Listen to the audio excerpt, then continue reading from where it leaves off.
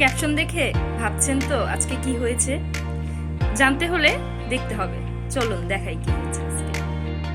হঠাৎ করেই একটা জিনিস মাথায় আসলো, তাই ফার্স্টেই চলে গেলাম আমার ননাসের কাছে। তারপর তার সাথে বিষয়টা শেয়ার করলাম।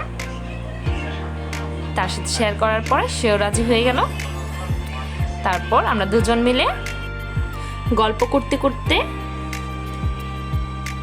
বাড়ির পাশের শাকিল ভাইয়ের চার দোকানে চলে আসলাম। আজকের বিষয়টা হচ্ছে আমরা দুজন মিলে একসাথে চা খাবো।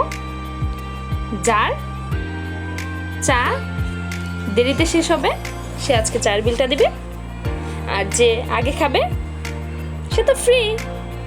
যেহেতু আমি আগে থেকেই জানতাম আমার ননাস গরম চা তাড়াতাড়ি খেতে পারে না, আর এই সুযোগটাই আমি নিয়ে নিলাম। চা খাবো তা আবার নিজের টাকা, এটা আবার হয় নাকি? চলুন দেখি আমার পরিকল্পনা আজকে সফল হয় কিনা। আশা ছিল আমি জিতবো, কারণ আমি গরম জিনিস খেতেই পছন্দ করি, আর চা হলে তো কথাই নেই, কারণ চার মজাটা গরম গরমই। ঠান্ডা হলে তো আর চা আর শরবতের ভিতরে কোনো পার্থক্য থাকে না।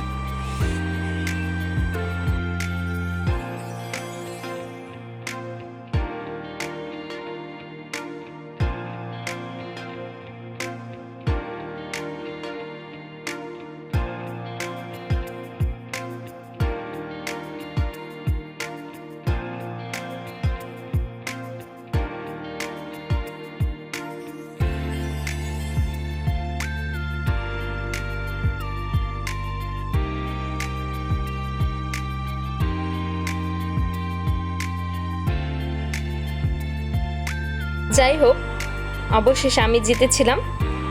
অনুভূতিটা খুব ভালো ছিল।